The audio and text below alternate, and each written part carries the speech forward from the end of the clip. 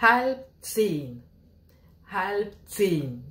Avant de commencer cette vidéo, je voulais préciser que je vais la faire en deux parties. Donc celle-ci, c'est la première partie. Et la seconde partie, je ferai après.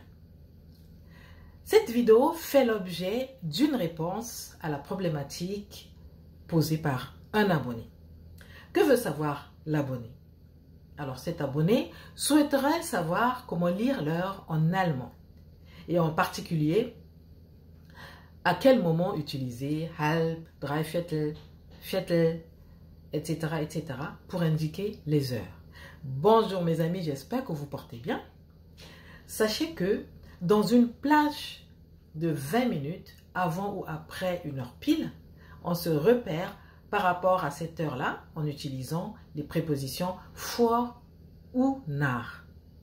En effet, je vais illustrer cela par des exemples suivants. Je vais commencer par Viertel nach 5.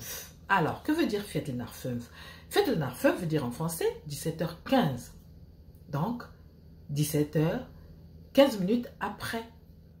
Donc, 17h15, donc 15 minutes après 17h. Ça veut dire ça, effectivement. 15 minutes après 17h. Alors, je vais vous donner un exemple pour voir si vous avez bien compris. Der Zug kommt Viertel nach 8 an. Der Zug kommt Viertel nach 8 an. Cela veut dire le train arrive à quelle heure? Dites-moi si vous avez compris. À 20h15. Donc lorsqu'on dit Viertel nach, donc c'est 15 minutes après. À 20h15. Ça peut être à 20h15, donc le soir, ou le matin. Donc ça peut être à 8h15. C'est pareil. Viertel nach 8, ça peut être 8h15 ou 20h15.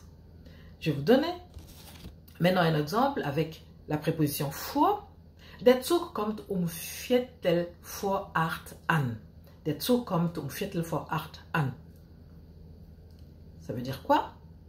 Le train arrive à 19h45. Parce que c'est Viertel vor 8. Donc 15 minutes avant 8h.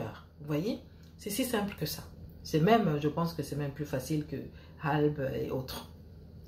Voilà pour cette première partie. Je vous invite à liker ainsi qu'à partager massivement comme vous le faites. Je vous remercie en tout cas. Bis bald!